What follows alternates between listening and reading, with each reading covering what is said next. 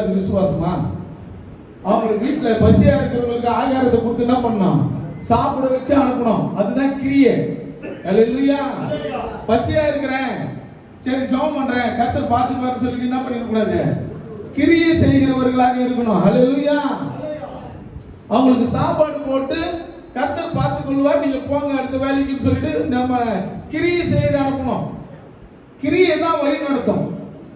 ஆபிரகாமுடைய வாழ்க்கையில விசுவாசத்தோடு இருந்தவர் ஆபிரகாமை கர்த்தர் அழைக்கும் போது அந்த தேசத்துக்கு, கானான் தேசத்துக்கு வரும்போது அவரு எப்படி வந்தாருன்னா விசுவாசத்தோடு வந்தாரு. கிரியை செய்கிறவரை ஒரு கேள்வி கேட்காம நான் வந்துட்டாரு. அல்லேலூயா.